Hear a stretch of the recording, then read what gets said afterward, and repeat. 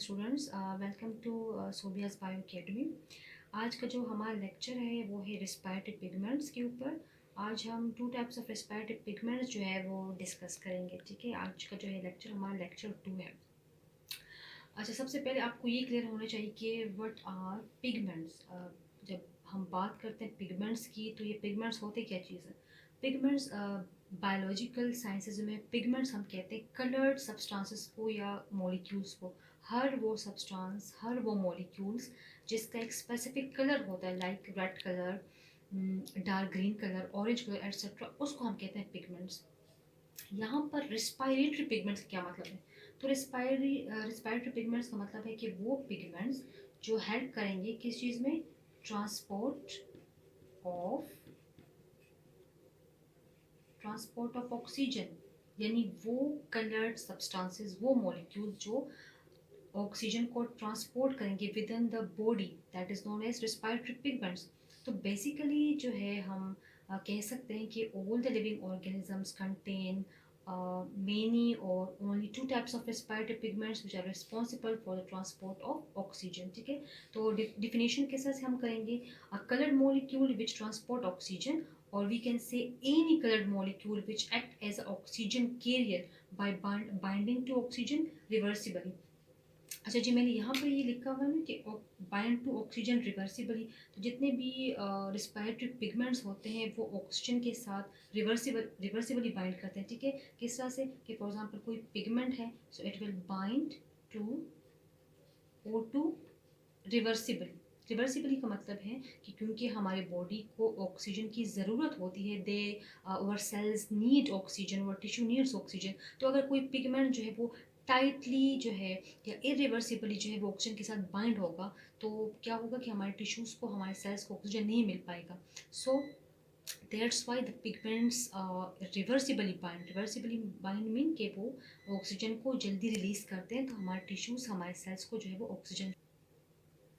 Respiratory pigment जो होते हैं वो सिर्फ जो है वो वर्टिब्रेट्स में नहीं होते, बल्कि वो इनवर्टिब्रेट्स में होते हैं। देखिए, जैसे में लिखा हुआ है कि respiratory pigments they are present both in invertebrates और वर्टिब्रेट्स। ठीक है, हर ऑर्गेनिजम्स को ऑक्सीजन की ज़रूरत होती है, तो उस लिहाज से रिस्पायरेटरी पिगमेंट्स जो है उसकी डिवीजन है इनवर्टिब्रेट्स में भी, वर्टिब्रेट्स में।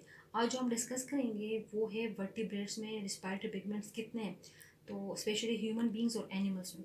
तो जितने भी हमारे पास वर्टिब्रेट्स है, लाइक ह्यूमन बींग्स और एनिमल्स, उनमें जितने भी रिस्पायरेटरी पिगमेंट्स होते हैं उनमें होता है हमारे पास एक हीम ग्रुप। ठीक है, हीम ग्रुप हमारे पास क्या है कि कलर्ड नॉन प्रोटीन पार्ट है जिसको हम कहते हैं हीम ग्रुप। ठीक है, जिस तरह से आपके पास है हीमोग्लोबिन है, ठीक है, या आपके पास है मायोग्लोबिन जिसको हम एमबी से रिप्रेजेंट करते हैं। तो इन दोनों में क्या मौजूद है, हीम ग्रुप मौजूद होता है, सेंटर में होता है। ठीक है, हीम ग्रुप क्या होता है, हमारे पास एक कलर्ड नॉन प्रोटीन पार्ट है।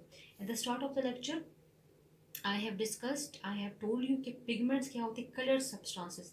तो वर्टिब्रेट्स में जितने भी कलर्ड सब्सटेंसेस हैं, लाइक हीमोग्लोबिन है या मायोग्लोबिन है, अगर ह्यूमंस की बात करें या एनिमल्स की बात करें, तो उसमें ये दोनों जो है वो पिगमेंट्स मौजूद होते हैं। ठीक है, अब इन दोनों पिगमेंट्स में हमारे पास जो है एक सेंट्रल पार्ट होता है जिसको हम कहते हैं हीम ग्रुप। ठीक है, हीम ग्रुप बेसिकली होता क्या चीज़ है कि कलर्ड नॉन प्रोटीन पार्ट है। ठीक है, ये रिस्पायरेटरी पिगमेंट्स जो होते हैं ये प्रोटीन से बने होते हैं, लेकिन उनके सेंटर में एक कलर्ड पार्ट होता है जिसको हम कहते हैं हीम ग्रुप। ठीक है, मैं डायग्रामेटिकली आपको दिखाती हूँ कि हीम ग्रुप जो है वो किस तरह से होता है।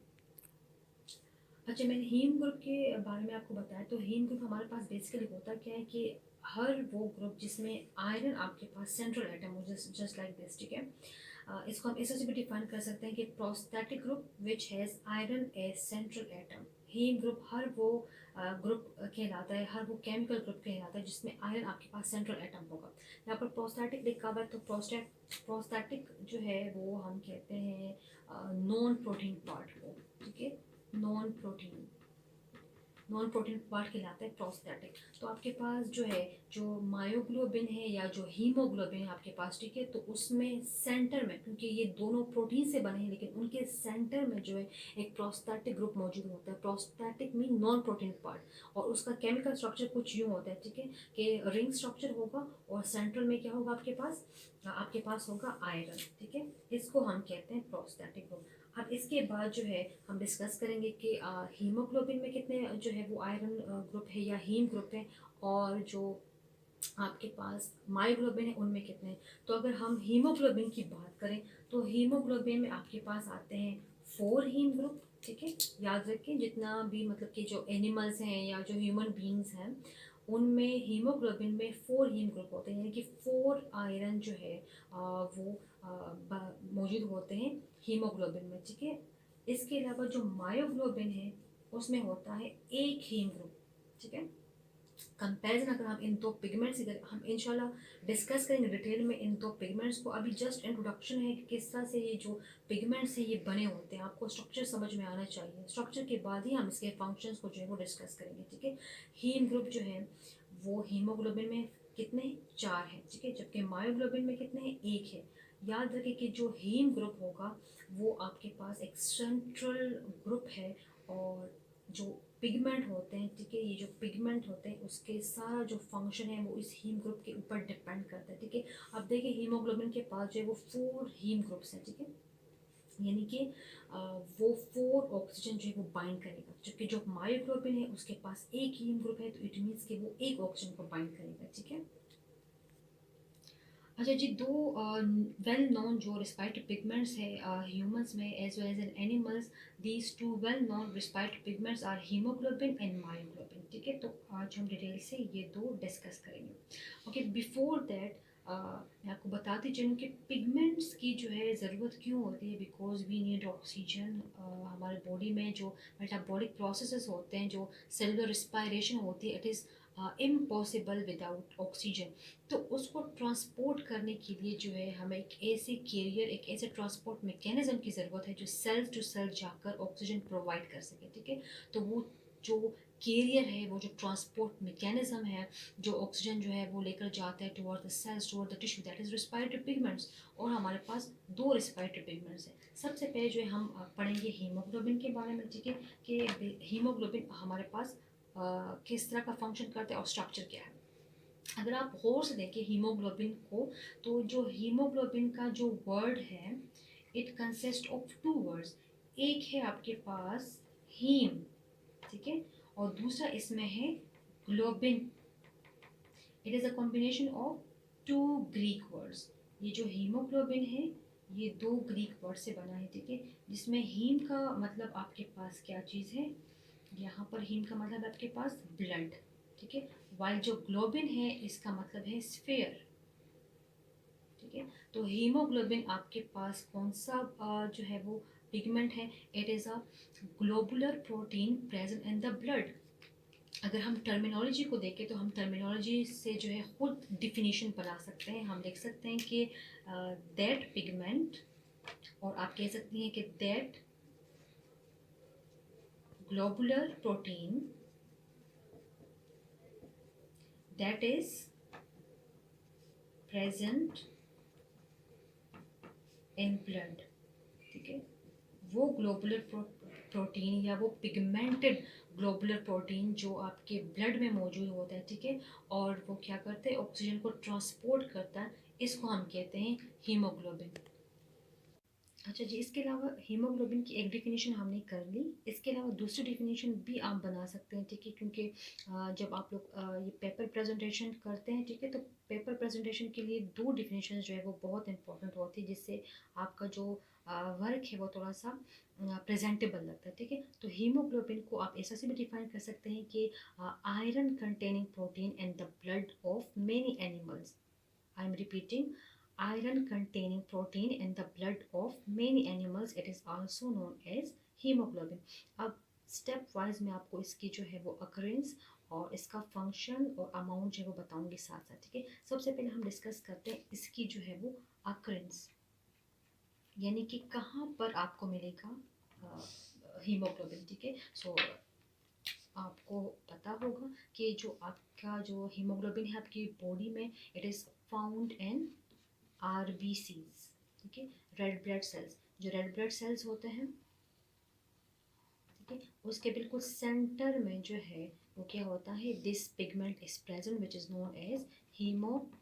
ग्लोबिन। ठीक है। अच्छा, एक और आपके लिए इंफॉर्मेशन कि जो आरबीसीज है या जो रेड ब्लड सेल्स है, आपको पता है कि वो भी सेल है, लेकिन क्या आपको पता है कि इसके सेंटर में जो है वो न्यूक्लियस नहीं होता। जितने भी मेच्योर आरबीसीज होते हैं उनके सेंटर में कोई न्यूक्लियस नहीं होता, क्योंकि ये सेल है, इस सेल के अंदर सेंटर में न्यूक्लियस होगा, but RBC is lacking nucleus. So why? Because जब आरबीसीज मेच्योर हो जाते हैं, उनकी मेच्योरिटी हो जाती है, तो न्यूक्लियस की बजाय उसके सेंटर में क्या हो जाता है, ये respiratory pigment which is known as haemoglobin. क्योंकि अगर ये मौजूद ना हो तो न्यूक्लियस भी हो और हीमोग्लोबिन भी हो, तो फिर बहुत ज़्यादा एरिया जो है वो न्यूक्लियस ले लेता है और हीमोग्लोबिन के लिए फिर जगह नहीं बच रही। हमारे सेल्स को ऑक्सीजन चाहिए, सो एचबी जो है वो न्यूक्लियस को रिप्लेस कर देता है। ठीक है। अच्छा जी, इसके बाद जो दूसरा पॉइंट है वो इसमें है कलर। अगर हम कलर की बात करें तो हीमोग्लोबिन का जो कलर है वो किस तरह से है, तो याद रखें कि हीमोग्लोबिन आपको टू कलर्स में मिलेगा। ठीक है। जब आपका ब्लड जो होगा वो ऑक्सीजनेटेड होगा, ठीक है, यानी आपके ब्लड में ऑक्सीजन शामिल होगा, तो जो हीमोग्लोबिन है उसका कलर आपको नज़र आएगा ब्राइट रेड। अगर आप नॉर्मल कंडीशन में हैं ऑक्सीजन बहुत ज़्यादा है आपके इन्वायरमेंट में और वो ऑक्सीजन आप इनहेल कर रहे हैं इन्वायरमेंट से, तो ऑक्सीजन जैसे ही हीमोग्लोबिन के साथ बाइंड होगा, haemoglobin become oxygenated, your RBCs become oxygenated. उस वक्त हीमोग्लोबिन का कलर जो होगा वो क्या होगा, ब्राइट रेड। ठीक है। But in case of D oxygenated blood, अगर ब्लड आपका डी ऑक्सीजनेटेड है तो क्या होगा, इसका कलर होगा डार्क रेड। ठीक है। और ज़्यादातर ये जो डार्क रेड होगा ये आपके वेन्स में, आपके वेन्यूज़ में होगा। अच्छा जी, यहाँ पर भी आपके लिए जनरल इन्फॉर्मेशन है कि हमारे जो वेन्स होते हैं वो हमें ब्लू क्यों नज़र आते हैं। लेकिन अगर देखें कभी हम हमारा ब्लड, जब आप अपने ब्लड को देखें, जब आपकी उंगली कट जाती है या कोई और इंजरी हो जाती है, तो कभी भी हमारी बॉडी से ब्लू कलर का ब्लड जो है वो कभी नहीं निकला। We always have red colour blood. So why it appears blue, क्योंकि आपका जो हीमोग्लोबिन है उस वक्त ये डीऑक्सीजनेटेड होगा, उसके पास ऑक्सीजन बहुत ज़्यादा कम होंगे। ठीक है। तो ये डार्क रेड नज़र आता है। इसके अलावा ये जो वेन्स होते हैं ये सुपरफिशियल होते हैं, ये आपके स्किन के साथ बहुत ज़्यादा नज़दीक होते हैं। ठीक है। सुपरफिशियल मीन कि अपर लेयर के साथ बहुत ज़्यादा नज़दीक होते हैं, तो उस वजह से ये क्या करते हैं, ये सारे कलर्स को एब्जॉर्ब करते हैं और ब्लू कलर को रिफ्लेक्ट करते हैं, इसलिए क्या है कि हमें वो ब्लू नज़र आते हैं। अदरवाइज़ आपके वेन्स में भी हीमोग्लोबिन है, उसमें भी ऑक्सीजन बाइंड होगा, लेकिन उसका जो प्रेशर है या ऑक्सीजन कैपेसिटी है हीमोग्लोबिन की वो बहुत कम होगी, इसलिए वो डार्क रेड नज़र आते हैं और ब्लू कलर को रिफ्लेक्ट करते हैं। That's why it appears blue. अच्छा, इसके बाद जो दूसरा पॉइंट है वो है इसकी अमाउंट, कि हीमोग्लोबिन जो है वो आपके ब्लड में कितना होगा। ठीक है। तो जो एवरेज एडल्ट्स होते हैं उनमें हीमोग्लोबिन जो होता है वो तकरीबन 15 to 20 ग्राम होता है। ठीक है। पर 100 ml ऑफ ब्लड। ठीक है। हेल्दी और जो एवरेज इंडिविजुअल्स होते हैं, ठीक है, मैं उन बंदों की बात नहीं कर रही जिनमें आरबीसीज कम होते हैं या जो एनेमिक होते हैं। I am discussing about the adult average human being जो हेल्दी हो, तो उनमें पर 100 ml ऑफ ब्लड कितना होगा अमाउंट, 15 to 20 ग्राम्स। ठीक है। अच्छा, इसके अलावा इस जो आपके पास चौथा पॉइंट बनता है, ठीक है, वो आपके पास representation, how we represent haemoglobin. जब आप लोग टेस्ट के लिए जाते हैं तो जो लेबोरेटरी टेक्नीशियंस होते हैं, जो डॉक्टर्स होते हैं, वो आपका जो है वो ब्लड काउंट करते हैं, तो उसमें हीमोग्लोबिन का अगर आप चेक करें, डेली ऑब्जर्वेशन की मैं बात करूँ, नॉर्मल ऑब्जर्वेशन की, तो उसमें देखिए तो हीमोग्लोबिन के लिए उन्होंने एक स्पेसिफिक सिंबल्स जो है वो लिखा होता है। ठीक है। तो सिम्बॉलिकली हम रिप्रेजेंट करते हैं एच बी को, हीमोग्लोबिन को एज एच बी। ठीक है। एच बी से जो है हम रिप्रेजेंट करते हैं, this is the symbolic representation of the haemoglobin. या इसके अलावा इसको हम इस तरह से भी रिप्रेजेंट करते हैं। ठीक है। यू, इसके दो रिप्रेजेंटेशंस हैं, एक एच बी और एक H B G. This is the symbolic representation. अच्छा जी, अब इसके बाद बात करते हैं हम इसके स्ट्रक्चर की। ठीक है। अच्छा जी, स्ट्रक्चर की अगर बात करें हीमोग्लोबिन की, तो हमारे पास एक हीमोग्लोबिन मॉलिक्यूल जो हम अगर एक आरबीसी से एक हीमोग्लोबिन मॉलिक्यूल निकालें तो उसमें होते हैं 4 प्रोटीन चेन्स, ठीक है। कितने होते हैं? 4 प्रोटीन चेन्स होते हैं आपके पास, और हर एक प्रोटीन चेन में आपके पास होता है एक आयरन ग्रुप, ठीक है। 4 ग्लोबिन पॉलीपेप्टाइड चेन होगा, ठीक है, और उस हर एक पॉलीपेप्टाइड चेन में आपके पास जो है वो आयरन होगा। Diagrammatically I will show you कि किस तरह से 4 प्रोटीन होते हैं और हर एक के पास जो है वो हीम ग्रुप होगा, ठीक है। अच्छा, जो डायग्रामेटिकली अगर आप देखें तो अगर हम एक आरबीसी को जूम करके देखें तो उसमें आपको नजर आएंगे 4 पॉलीपेप्टाइड चेन ऑफ प्रोटीन्स, ठीक है। आरबीसी के सेंटर में क्या होता है? आपके पास 4 ग्लोबिन प्रोटीन्स होते हैं या 4 पॉलीपेप्टाइड चेन होते हैं, ठीक है। 1 2 3 4 ये बिल्कुल ज्वाइंट होते हैं, लेकिन आपको समझाने के लिए जो है मैंने इस तरह से ड्रॉ किया हुआ है, ठीक है।